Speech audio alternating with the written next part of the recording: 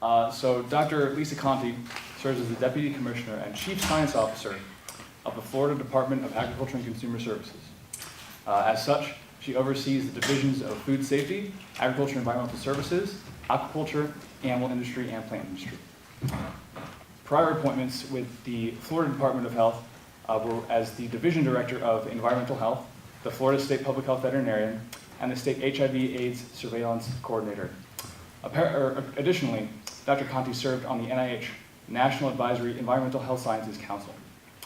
She was a founding member of the Florida Rabies Control and Prevention Advisory Committee, sat on the Rabies Compendium Committee of the National Association of State Public Health Veterinarians, and was an executive board member of the Florida Veterinary Medical Association, and established and chaired the FDMA OneHealth Committee from 1995 to 2013. Please help me in welcoming Dr. Lisa Conti.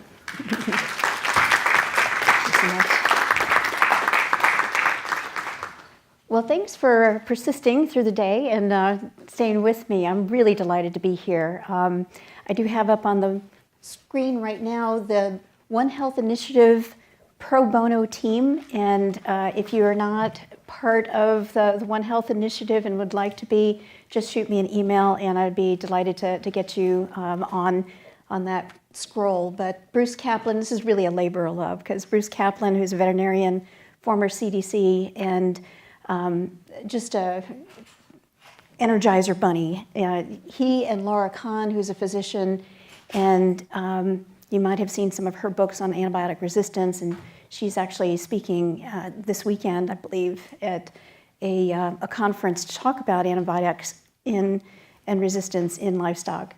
Tom Monath, who's working on vaccine production, and then I don't know why they invited me, but I'm delighted to be among them. But I offer perhaps the translational research side of things, and again, just delighted to be here.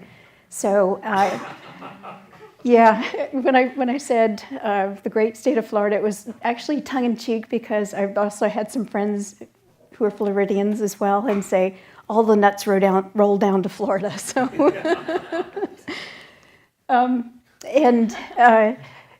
you know, from my state where we have a lot of specialty crops, it is interesting, and especially the previous discussions about, you know, crop rotations and those types of things, absolutely, totally on board with that. I think anytime you have a monoculture, you're setting yourself up for more strategic ways to control pests and diseases. And so, but I am delighted to be here, especially because over the years, and I do want to acknowledge Dr. Russ Currier. If those of you who don't know, he is an Iowa public health hero. And so appreciate his work over the decades as your state public health veterinarian, and now working with universities. So he and we've kind of at national meetings been chatting about, you know, the different challenges in our states. And so again, just delighted to be here. So I would like to talk to you about how I foresee One Health as an everyday concept on how I practice in public service. I mentioned earlier today that I had a trajectory in mind when I was a veterinary student coming from Homestead, which is just before you get to the Keys, and I thought, I'm going to go to vet school, and I'm going to come home, and I'm going to practice avian medicine. And that was what I thought about. Special points, anybody know what this bird is? Macaw. Hyacinth macaw, right, yeah. That's one of my favorites, and that was one of the reasons why I thought, I just love working with these critters. And I was sitting in a lecture, some of you may know if you have anything to do with brucellosis, but my professor, Paul Nicoletti, had a special guest lecture, and that changed my life.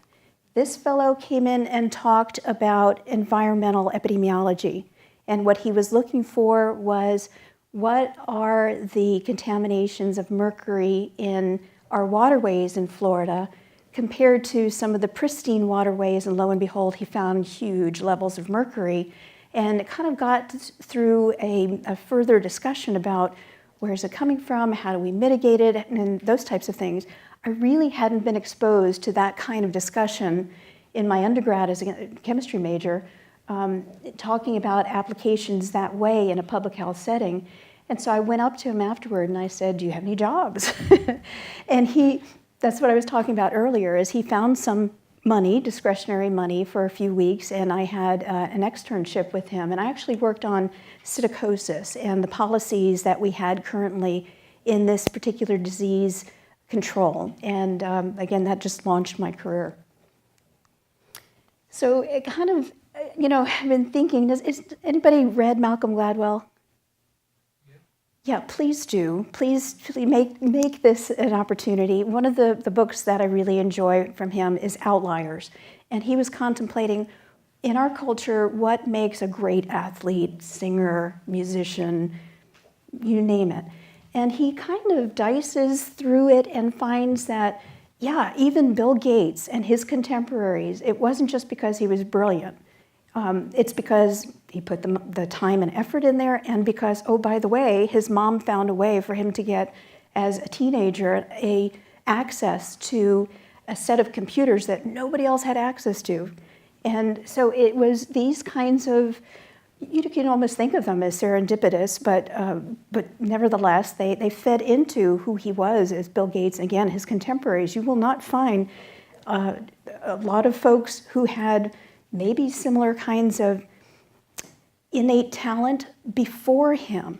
It was just that period of time. If you were, in the Steve Jobs and Bill Gates era, you were set up for kind of breaking into this area.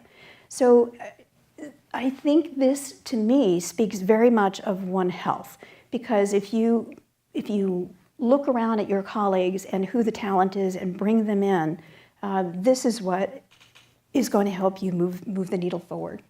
So do read his. The other thing we were talking about earlier too, one of his other books is called Blink, and he contemplates there that if you have too many choices, that actually gets in the way of you making a good decision. And he was looking at things like ER physicians, and if you have somebody coming in and you get a mountain full of data, your brain boggles, rather than a set of key things that you need to know in order to determine what your next steps are. It's also, if you have too many color paint chips, if you're trying to paint your room, you're just like, I can't do it. But if you get 3 or 4, you can probably make a good choice. So I think with the exercise we had just after lunch, I was really delighted to hear some of the groups, the 6 groups, introducing themselves to each other, because I think when you have any time when you're getting together like this, force yourself, if you're an introvert, to get to know other folks, because you just never know what that conversation leads to, and you determine, hey, I never thought of that before, or, I'm determined to be a physician, but you're a mathematician, and oh my gosh, this mathematician now has given me some ideas that I'd never even considered in my thinking. So do challenge yourself always to get to know 3 people. And this network building, as I mentioned, is a foundation for OneHealth. And I love this African proverb: if you want to go fast, go alone. If you want to go far, go together. And having this network available to you also helps you tackle those wicked or really extremely difficult problems. And here's just a slide that I pulled from a research approach, where essentially looking at, if you have a fairly simple problem, you can stay in your silos. But the more complicated and complex it gets, the more you have to go transdisciplinary. And this, again, is looking at systems thinking, at trying to take really a step back and determine who's going to be affected, who are the stakeholders. We were talking about that earlier in the panel discussion. If you fail to bring a key stakeholder group in, historically, you regret it, because you're going to pay for it down the line. And in this cycle of problem solving, it's continuous improvement is my way of thinking. So even as a clinician, I work as a relief veterinarian on weekends. I mean, it's the problem-associated medical record. It's the way that we help ourselves, if you're in a clinical setting, determine how you're going to treat that patient. And I see that from a community perspective as well. This also helps you determine, where do you want to be? If you're in either of these situations and you want to be in Iowa City, then clearly your definition of what the problem is and what the solution is may be limited, and you might need external players to help you get there. And this is also from, actually taken from the book Outliers, one of Malcolm Gladwell's discussions where, tipping point, that's what I was trying to struggle with. Where do you get that ability to make something become infectious in a good way? And he determines from a sociologic perspective that you essentially, in that tipping point, have three different groups of folks. You have people who have deep knowledge in a field, he calls them mavens. You have your salespeople who can actually get folks interested in this. And you have your connectors, your networkers. And it takes really all three to be able to get a point across. And I think this was what I was trying to communicate in the panel discussion as well, is, I think from a public health perspective, we could be righteous as rain. And we, can really feel like, gee, if people would just listen to what the science says, they would get it. Well, we know by experience, take smoking, that doesn't really work. In smoking, you could tell people it's not good for you. But if you're addicted to it or it's part of your social persona, just knowing that it's bad for you does not change. So what do? You've got to look at other more effective ways to change people's behavior. And that's making it sexy, making it, changing the cultural norms for it, or making it difficult to have access to. If you increase the taxes on cigarettes, more than likely that's one of the better ways to get people to stop smoking. I threw this up here. Does anyone know what blockchain is? Have you heard this before? Okay, well, I'm going to challenge you to look it up a little bit more than I'm going to explain it to you. But what blockchain is the background for the Bitcoin currency. You've heard Bitcoin before? What this is a secure communication. This uses cryptography for transactions. And so eventually we are going to be living in this world where perhaps we don't need banks or some kind of a centralized government to oversee transactions. So this is going to be a game changer. And it might take a while for it to take on. I'm sure there's things that we've got to deal with because some of the secure communication still relieves, have some challenges, as we know. But this is going to probably be the way you epidemiologists are also going to be looking at disease tracebacks. We're going to be using this for food outbreaks, foodborne outbreaks, because we can be able to identify using these transactions. And this happens right now. I can tell you from a carton of corn that comes out of Florida. We have sweet corn, by the way. Although Irma took care of this year's crop. But there are tracing elements on there that I could tell you exactly which farm it came from, which truck it came from, which route it took to get to the packing house, and so on. And so we are going to be, with very, very interesting precision, be able to trace back from foodborne outbreak standpoint. So this is going to be a game changer. I do encourage you to look this up and learn a little bit more about it. So with OneHealth, sometimes I get the question, and I'm sure you all might as well, is I'm a clinician. Why do I need OneHealth? I work perhaps alone or in a small practice. Why is this important to me? And my response is 95% of the time that may be true, but that 5% of the time, you're going to want friends. And you're going to want to know how to deal with a particular zoonotic disease. The other thing is, and the veterinary students, you'll know this if you are a vet student or if you're going in, is that our oath in veterinary medicine is to protect the public health. We have got to be part of the surveillance, the eyes on what's going on out there. Same thing with human health clinicians and so forth, is that one of the things that is expected for our disease prevention and control to work is for the eyes out there to be part of the surveillance. And so even if you are out there in a small practice and you're just dealing with one patient at a time, if you are seeing something that could be a communicable disease, there is an expectation, a requirement, a legal requirement to report it. So you do need to be thinking of the larger whole as well. Human-animal connections, of course, are very complex and very interesting. When I was in vet school, people were pet owners, and now they're pet parents. And so I think even that lexicon kind of goes to how our interesting relationships with animals belie how important it is to people.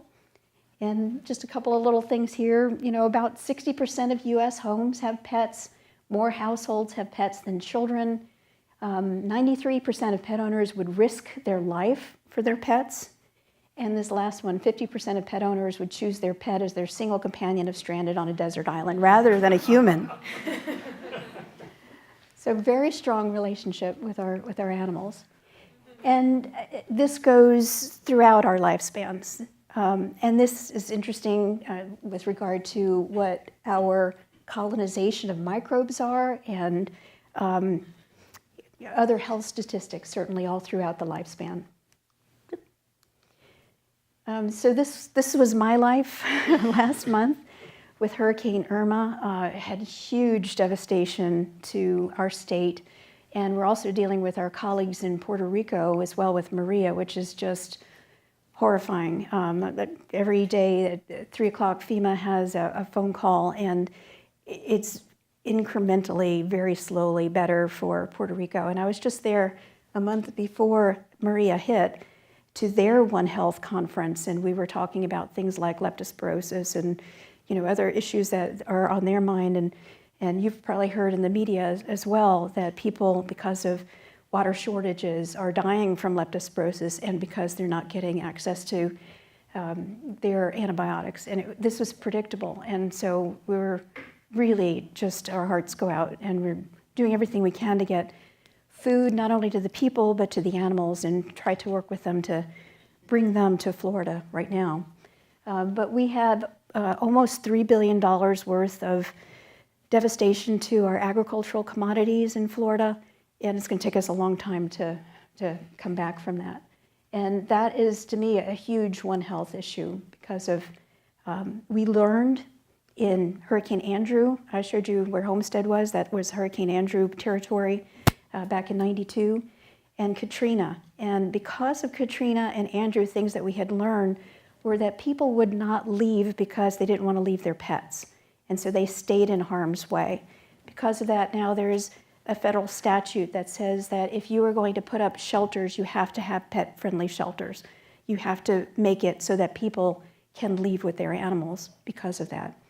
We've had issues after Irma where horses were in standing water up to their chests, and to get food to them, we floated canoes with feed so that they can eat before we can get them out of there because of the other debris.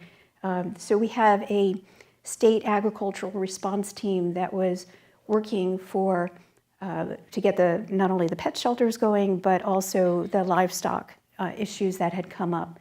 Not the least of which were our dairy barns. Even though they were supposed to have backup generators, some of those generators failed, and so you can't milk your cattle, your dairy cows, and so we had some major issues there. We also had difficulty getting feed down to the dairy cows. And so debris on tracks, on the trains, all of these things were things that we had to respond to, kind of One Health issues. So certainly we live in a highly interconnected world. You've probably seen this slide before of just the number of airline routes throughout the world. You can get anywhere within 24 hours. And this was so even 500 years ago with the Columbian Exchange. And this presented an interesting mix of things. It brought fruits and vegetables into the old world, and from the old world into the new world as well. It also brought us a number of different diseases back and forth, including smallpox, influenza, etc. In Florida, I just want to throw this in because I'm proud of it, but 500 years ago, the horses and cattle that came into this country first came into Florida, and these Andalusian breeds from the Spanish are still there today because we have them as our heritage breeds. And so they're spunky little critters that were able to live in this harsh environment, and the genetics show that they trace back into those Andalusian animals. We call them cracker cattle and horses because you can snap a whip and you can hear it fairly far off into the distance. And they didn't hit the animals with it, but they used that for communication and to get them driving. It also, as I mentioned, when you have a lot of transportation like that, you get a lot of opportunities for introducing exotics and invasive species and pathogens. And so being aware of that is something that we're always on guard. And again, that's why we need everybody to be part of a surveillance system to be looking for these diseases. These are huge economic issues when they hit, and just some of the estimated costs of recent outbreaks of foot and mouth disease, avian influenza, and SARS into the billions of dollars. So I mentioned you get into these sticky situations that are extremely difficult, and it requires systems thinking. If you hadn't heard that term before, it's really taking an opportunity to step back, determine what's involved as much as you can, try to see around corners. And this is just slide off of Google, understand what the system problem is, the analysis side of it, mapping, including from the next door from GIS and seeing if there's spatial relationship. That's a new element we've been able to use with technology. And then trying to determine what the best way to approach that problem and continuously improve on that cycle. So for those, I'm not sure, folks often say, why is it that veterinarians are more engaged in One Health, and how do we get our sister agencies and professions involved? And I just think it's going to be a process that will evolve over time. And but I think having young folks like you all and hopefully interacting with each other and engaging with each other in projects is one way to do that. So I see this as our mission to be One Health practitioners, and by that, preventing and treating diseases, continuing to educate and promote, and participate in these policy decisions that sometimes are really very difficult or controversial, or you're just racking your brain and frustrated. Like, one of the earlier speaker talking about a 3 or 4 crop rotation rather than a 2 crop rotation is a no-brainer. It really is, because if you follow the money supports it. So what's in the way? And sometimes it's just a little extra push from folks as a team that gets things going. So I just wanted to give you all a shout out, because I've been colleagues that we've worked with, even from Florida across the way, from the public health. And I didn't mean to leave anybody out. I just throw these. So hopefully you know these folks. Do you know these folks? Some folks say yes, good. So your state public health veterinarian, Patricia Quinslick, who I just heard is going to be retiring. So hopefully that's to teach, but maybe I'm starting a rumor, so don't let me. And your environmental epidemiologist, your folks in agriculture and the environment, I've heard these acronyms used throughout the day, and so I'm glad that you're reaching out and working with them. And again, didn't mean to leave anybody off here, but I think it's great that you've got a Center for Emerging Infectious Diseases, and maybe there's an opportunity for your state and our state to work together across those EIDs, because, again, if we can break down silos, I think great things happen. Your associations as well, and glad to see that your medical society was one of your sponsors today. So this is a group that doesn't need convincing, I know that.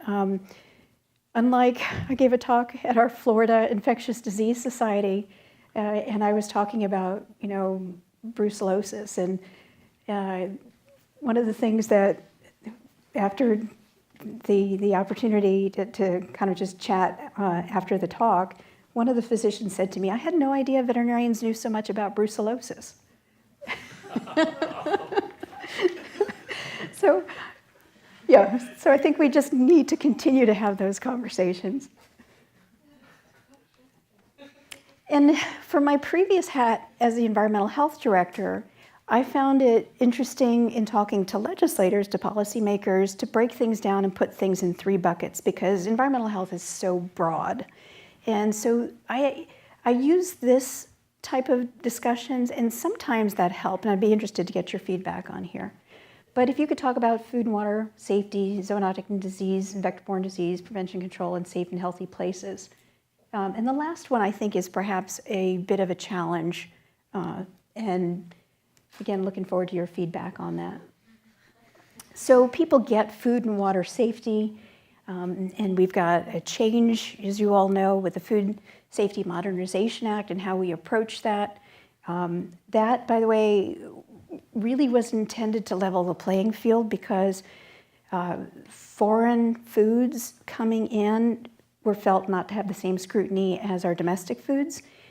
One of my divisions is Ag Environmental Sciences, and we have been looking at produce, for example, for a number of years, and very low, I'm really thrilled to say this, but very low levels of pesticides found in our domestic produce, but very high when we look at things like seafood.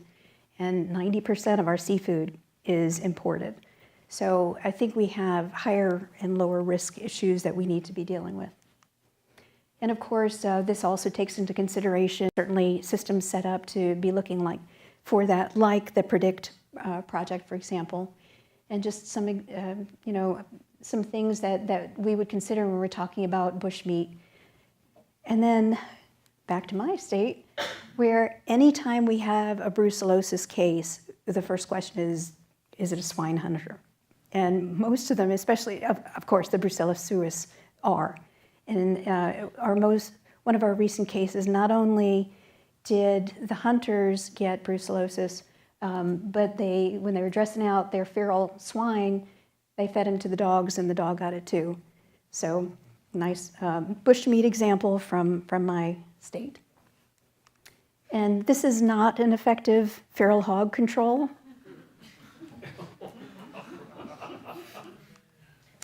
I mentioned about safe water, and one of the things when I was in the HIV/AIDS program that sticks with me, because it's still relevant today, even back in 1996, one of the speakers said, "If you tell me today that the cure for AIDS is clean water, I could not get that to my people in Africa." And that really resonated. Actually, that got me thinking into the career of environmental health because of that. How do we clean water? So this is huge, and remains today, as I mentioned earlier. Different kinds of contaminants. So we heard a little bit about some of the talks, but in Florida we had an issue with arsenic in cattle dipping vats. So these are historic, and this is where they just ran cattle through water levels with lots of arsenic to get rid of the cattle fever ticks, and then forgot about them. And then lo and behold, somebody builds around there and puts too shallow of a well, or contaminates it because of the large amount of arsenic that was used in there. We already talked about concentrated animal feed operations. Another thing about our colleagues, unfortunately, in Puerto Rico is that we're hearing they are breaking into some of their Superfund sites to get to fresh water, and that's unfortunate, because certainly they'll be exposing themselves to contaminants. Again, anytime you have a monoculture, it presents challenges, so I think we'd spoken a little bit about that.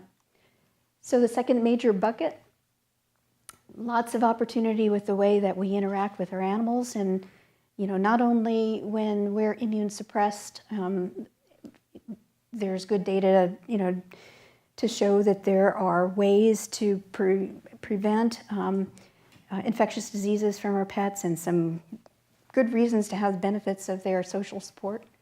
But I think it's interesting, you've probably been reading too, the data in should you sleep with your pet, should you not sleep with the pet? Do you get a good night's sleep? but also because they could be bringing things into the bed that you don't want. And then also we've had some unusual cases where people who have a fairly ill dog, for example, chew up the food and have been giving it to their dog, and subsequently had been getting some infections, pulmonary infections and so forth. So very unusual kinds of exposures, we think, but maybe they're more common. We also have this issue where some of our old timers, like Bartonella henselae for cat scratch disease, which was, we know about it. If you take antibiotics or not, it pretty much is self-limiting disease if you're immune competent. But if you are not, this could lead, and actually had looked like bacillary angiomatosis, which was a problem with folks with HIV. And then finally, we're finding that this may be one of the reasons people get rheumatoid arthritis, so an infectious component to a chronic disease. So this is certainly something to be cognizant of. And then we have our other exotics that Florida just gets. My plant guys tell me that we get 2 introductions of invasive species a month. And so those are the ones that they're aware of and try to reduce. And so from just the last, year, translocation of raccoons, and we finally got our first raccoon roundworm. We hadn't had it there before, but and folks do think that they came from other raccoons from out of state, like we needed raccoons from out of state. I don't get it. But anyway, Florida, unfortunately, was the reason why we have raccoon rabies up the eastern seaboard, because they were translocated for hunting purposes. Again, why take them out of one state and put them in the other that already has raccoons? I don't know. Anyone recognize this critter? Gambian giant pouched rats. We have our own little colony in the Keys, although I think maybe Irma took care of them. And then I'll talk a little bit more about this guy. Here's a couple of others. These taste really good. They're really good. And that's one of the ways we're telling people to try to get rid of them in Florida, these lionfish, although they do have venomous spines, so you have to be extremely careful in how you prepare them, but if you get through that, they're really tasty. Our pythons in the Everglades, you've all heard about, and you can't eat those because they have bioaccumulated mercury. So some of you have heard about our little foray with a foreign animal disease. Last year, actually, it started. We had screwworm outbreak, and this was because our key deer in Big Pine Key were, as they go through their rut, and as guys are wont to do, they actually were dying. Usually their mortality is because of hit by car. In this case, they were being found dead with myiasis or fly-blown. And so those were collected, and they were found to be Cochleomya hominivores, the New World screwworm. So this was a foreign animal disease. We hadn't had it in Florida. In fact, it had been eradicated from the US in 1966, and this was because of a sterile fly program. The female mates once, so if you release sterile males, it's a really effective program. And so through the United States, we were able to move from Florida westward down through Mexico, and there is a facility that develops all of these screwworm larvae and pupa to be released, and they continuously release them in the Darien Gap in front of Colombia, because it is in South America, and it is in some of the Caribbean islands. And so our hypothesis is that we probably had this come in from an animal, intentionally, unintentionally, from the Caribbean into Florida. I don't know if you can see this, but the estimated cost benefit of the program of keeping them out is almost 4.5 billion annually, and that's the cost to beef production. The flies are very interested, especially in navels of newborns, and so you would get this, and it's the only fly that feeds on live tissue. Some of the animals that we saw with these flies were just packed with larvae that were eating out their live tissue and then setting up secondary bacterial infections as well. So these animals were found dead or in such bad shape they were euthanized. The Florida key deer are an endangered species. They're threatened species, and they're protected. And there's a lot of interest in this. So this was really kind of a good news story once we identified it, because we knew what to do and how to approach it. It is OneHealth because in the Caribbean and other areas in South America, it does impact people. So certainly, we didn't have any human cases, thank goodness. But this is certainly an opportunity. So once it was confirmed, we did do ground release of these pupa that we had flown from Panama. And the only problem we ran into is sometimes the raccoons would get in there and eat them like popcorn. And it's like, so we had to figure engineering ways to keep them out. We also had an interdiction station so that we had to use that as a communication as well, where people voluntarily, we didn't chase them down, but as I mentioned earlier, we have a law enforcement for our ag department, and so these guys were kind of giving out dog biscuits and cat treats and things like that, and we had all kind of, it's the Keys and it's Florida, so we are crazy people, I tell you, we are crazy. And so people in their cars are traveling with llamas and all kinds of interesting animals, and they stopped and they got information. We're also able to work to treat the key deer with doramectin, and so that was a success. Oh, my other picture didn't show up. I was going to show you. The key deer are a subspecies of white-tailed deer, and so they're about the size of a dog. So they're really kind of cute. They're mini deer. Another invasive species I wanted to mention to you that's a OneHealth approach to controlling is our giant African land snail program. And these guys get to be about 8 inches as their largest. They eat over 200 commodities of agricultural interest. They also eat the stucco off of your house. So they're kind of a bad player. And the person who brought them in, and this was a little bit of a sad story because we couldn't do anything, unfortunately, to that person, but brought them in for ritualistic purposes. They have a nice white slime, and that was used for Santeria purposes. The white has meaning, and the problem with the slime is that it also has the rat lungworm that can get into the person by consuming or contacting that slime. So this really was something that not only we needed to eradicate for agricultural purposes, but also because of this human health component.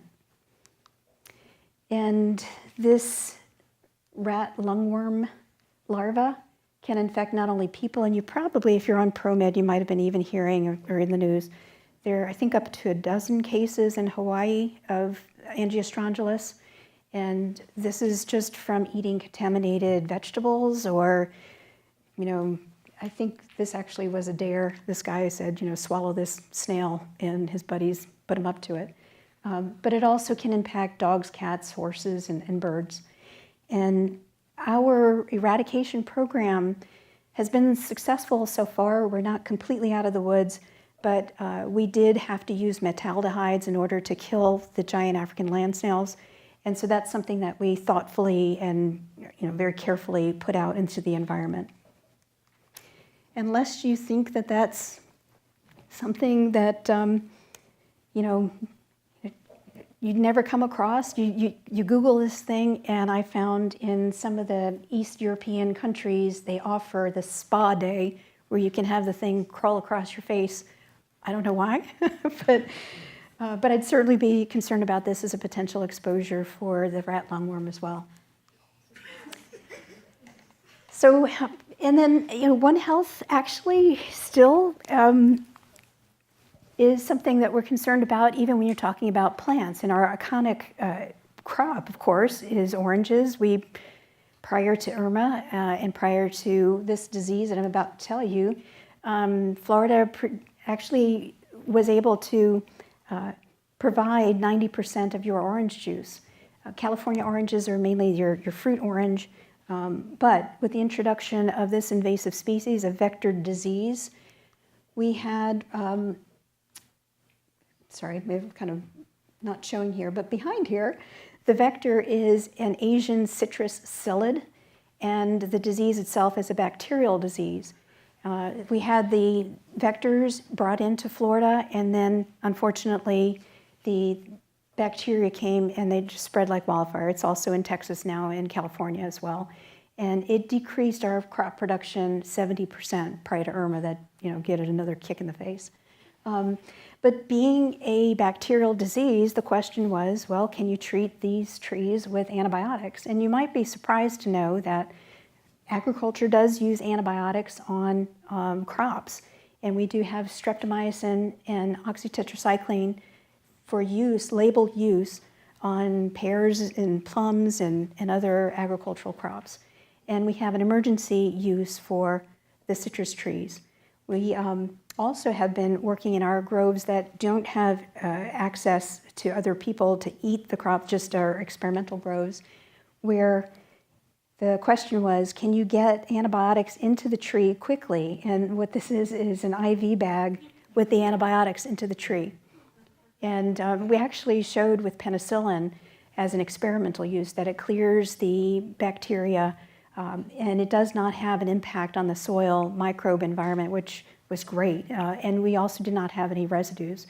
But we have not moved forward with using penicillin in trees. But that is something that may be a possibility to save them.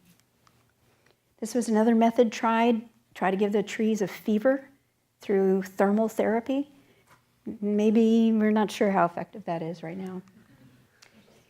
And then the last thing I just wanted to kind of put on, I'm interested to get your feedback to where this is on your radar screen, but to me, this is, I think, one of the more challenging issues is why we still allow our development of our precious lands into areas that may not be conducive to health or to growth of the economy. Putting things into asphalt is not a great use of precious land. And of course, you know this, some of the environmental components of this, we're collecting data, we know that's true, but we're collecting data in order to communicate it better. And somewhere along the way, we've gotten really lazy. But the point is, if we put out as a goal for ourselves to have healthy, walkable environments where we can age in place, what would that look like and what would need to go into this?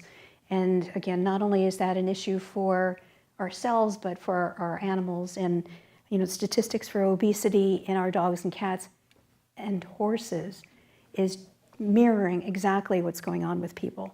So I think that's always good to have a conversation. In fact, when I'm in the clinics on Saturdays, if I have somebody with an animal that obviously smokes because I can smell it, I walk in there, I'll usually kind of auscult a little bit longer and kind of crinkle up my face and go, does anybody smoke in your household? Of course they do, I can smell it. But, and I have written prescriptions for folks who say, yeah, that's my spouse, I can't. It's like, well, at least get the spouse to smoke outdoors, because yeah. And that's been effective. And I've also, with my ties to the Department of Health, been actually able to give people information and ask them, would you like information about smoking cessation, and make that connection. So a veterinary clinician is making that connection. Why not? right? Also, from a global health perspective, these are images from a study that was done in the Faroe Islands, and the take-home message here was, even in this remote area of these Faroe Islands, where the study looked at what is the relationship of a chemical contamination in children and their ability to respond to vaccination. And these perfluorinated compounds, kind of as they increased, the children's likelihood of responding to vaccination decreased. And so where is this coming from then, is the question. Well, they do have a diet of whale meat, which is a bioaccumulator of these PUFOs that come from Teflon. Surely not all of it coming from right around just the Faroe Islands. This is a global issue. And I think from discussions of the microbiome, and earlier we mentioned about, why would subtherapeutic use of antibiotics increase weight gain? Well, one of the things that we're starting to realize with the microbiome is the more homogeneous it is, the less variability, the more likely a person is to be obese. And so is that one of the factors? Maybe. Maybe by giving a subtherapeutic use of antibiotics, you are decreasing that heterogeneity, and perhaps, that certainly is worth looking at. And then how do you get a healthy microbiome, and what role do the animals and interactions that we play with them have? I think these are all great questions. Is anyone working on microbiome issues right now? Yay, talk to her. She'll be the next speaker. So I do think, in kind of closing thoughts, that we need to challenge ourselves to be more advocates and more of One Health practitioners, and in policy decision making, absolutely. And you just never know. If you come with a group of physicians and veterinarians arm in arm on an issue, they might get heard. On the other hand, I do have to tell you this story, because when I was at the Department of Health and they were contemplating removing health from doing inspections at nursing homes, hospitals, and daycare centers for looking at food, and you're going, what? Really? They were, and they did. But when I was talking to one of my legislators, he said, I own hospitals. I want people to get sick. I had never considered that. I really never considered that. So this goes back to the comment that I made earlier, where I hope we can, spread the word. I hope people don't self-select out of thinking of themselves as scientists, because really all that is just better ways to problem solve and become knowledgeable about issues. And so it kind of breaks my heart when people say, I'm not a scientist. And I say, why not? This also goes to, I think, what you all are doing here. Not only your deep interest in disciplines and learning about systems thinking as well, but these cross-boundary competencies. I think that getting attention in universities, I'm really glad to see that.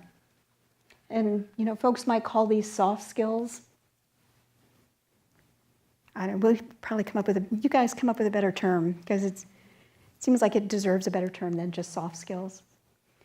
So lots of opportunities for working in One Health. Be happy to talk to you if you're interested in what my thoughts are about what your job prospects may be, my opinions. I'd be happy to talk to you about that. Just a reminder about the One Health Day, and I'm sure you all are aware that there's a $2,000 prize. Did you guys know that for these projects? So yeah, if you've got a great project, present it, and hopefully you'll be up for some good cash. And I think part of, hoping that everybody is a scientist is just the thought of being curious and continuing to wonder, because you'll have adventures. And so come to Florida, but if you do, don't pack a pest. because we do worry about that ham that might come in to somebody's suitcase that could be bringing foot and mouth disease or any myriad of other things, besides the critters that I already mentioned.